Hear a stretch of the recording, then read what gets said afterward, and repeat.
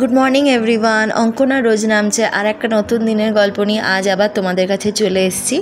আশা করছি তোমরা সবাই খুব ভালো আছো, সুস্থ আছো। আমরাও খুব এনজয় করছি নৈনিতালে। আজ দিনটা হচ্ছে শুক্রবার 16ই মে। আজ আমাদের নৈনিতালের তৃতীয় দিন। আজ আমরা যাব নৈনিতাল জুতে। এই জুটা আমাদের হোটেলের থেকে 100 থেকে 150 মিটারের মধ্যেই। অন্য কিছু দেখাবার আগে চলো তোমাদেরকে আমাদের রুমটা দেখিয়ে নিই, হোটেলের রুমটা।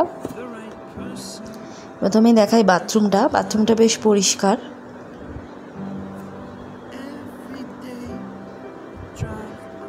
এরপর এখানে একটা ড্রেসিং টেবিল আছে, নিচে এখানে জিনিসপত্র রাখতে পারো, ইলেকট্রিক কেটেল আছে, টিভি আছে।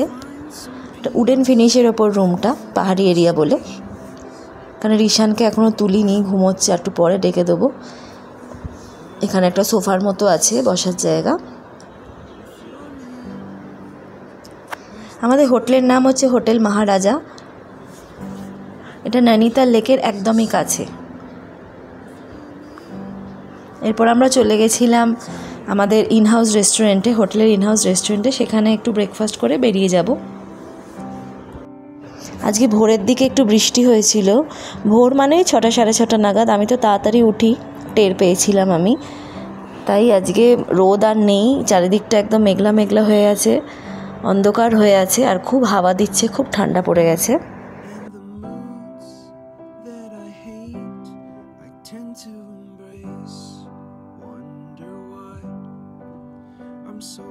একশো 150 মিটার তো নামেই, মানে ওদের কাছে এটা কোনো ব্যাপার নয়, কিন্তু আমরা যারা পাহাড়ে থাকি না তাদের কাছে 100-150 মিটার মানে 2-3 কিলোমিটারের কম নয়।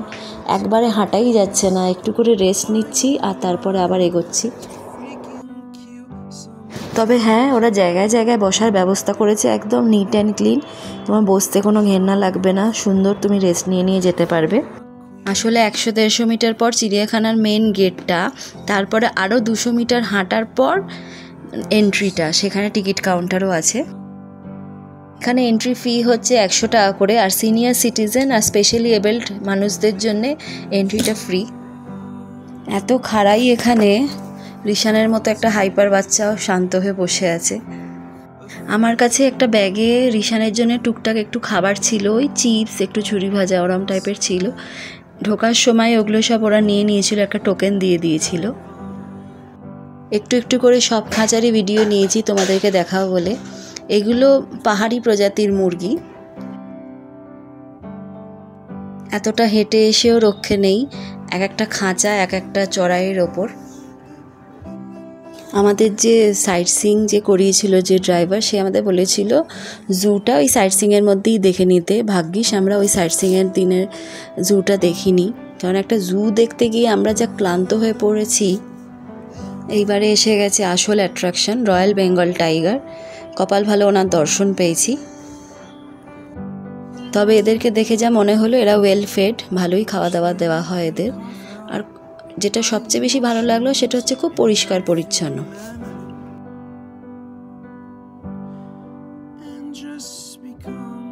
রিশানের তো এইসব নিয়ে কোনো ইন্টারেস্টই নেই, ও ওর জায়গায় বসে আছে, হাওয়া খাচ্ছে। আমরা দুজনেই এইসব বাঘ ভাল্লুক দেখছি আর ভিডিও তুলছি।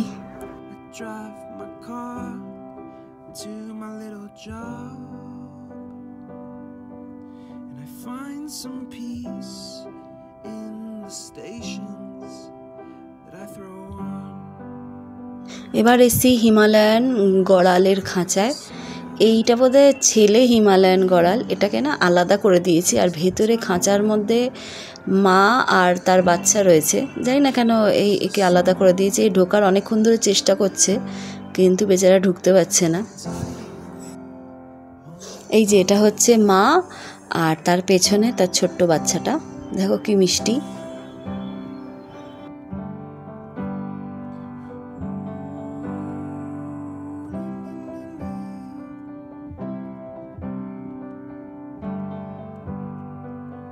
এইবার এসছি চিতাবাঘের কাছে।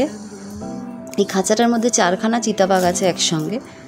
চিতাবাঘগুলো বেশ মোটাসোটা, এত মোটাসোটা চিতাবাঘ আমি কখনো দেখিনি। তাতেই বোঝা যাচ্ছে এদের খুব ভালো খাবার দেওয়া হয়, যত্নে রাখা হয়।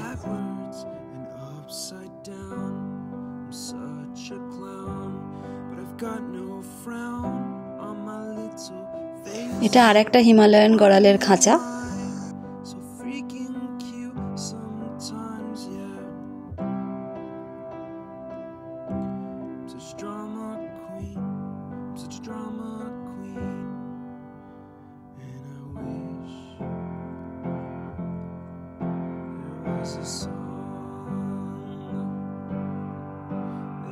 পাখির খাঁচা আরও ছিল, বাঘেরও অনেকগুলো খাঁচা ছিল, বাট সেগুলো তোলা হয়নি কারণ রিশান শেষের দিকে না একটু বিরক্ত হতে শুরু করেছিল, হয়তো খুব ক্লান্ত হয়ে গেছিলো, খিদে পেয়েছিল জানি না, সেই জন্য আর রিস্ক নিইনি। এবার আমরা বেরিয়ে পড়বো কারণ রিশানকে নিয়ে রিস্কটা নেওয়া যাবে না, ও যদি এখন রেগে যায় তখন ওকে সামলানোটা মুশকিল হয়ে যাবে।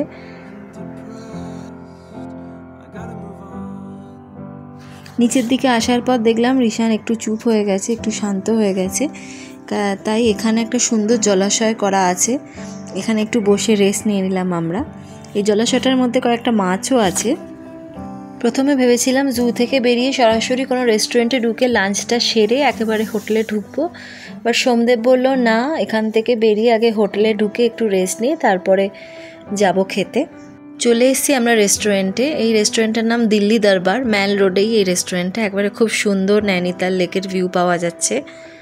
সোমদেব কদিন ধরে ননভেজ খেতে পাচ্ছিল না বলে ও একটু বিরক্ত করছিল, তাই আজকে এখানে এসে একটা তন্দুরি চিকেন অর্ডার করা হয়েছে আর একটা নুডলস।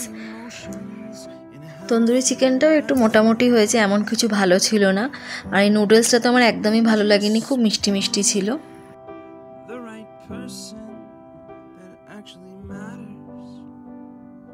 সন্ধে নামতেই আমরা আবার বেরিয়ে পড়েছিলাম, গেছিলাম ম্যাল রোডে। আজকেই আমাদের শেষ দিন নৈনিতালে, কাল সকালে আমরা বেরিয়ে পড়ব দিল্লির উদ্দেশ্যে। দিল্লিতে একদিন থেকে আমরা ফ্লাইট ধরবো পুনের জন্যে।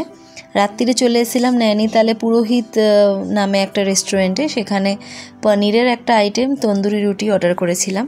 সাধারণত কোনো রেস্টুরেন্টে কিছু সময়ের জন্য রিশানকে বসিয়ে রাখাটাও একটা বিশাল কাজ, তবে এইখানে এই পাহাড়ি রাস্তায় হাঁটাচলা করে রিশান এত বেশি ক্লান্ত হয়ে যাচ্ছে যে তোমরা তো দেখতেই পাচ্ছ কীরকম সুন্দর হয়ে বসে আছে।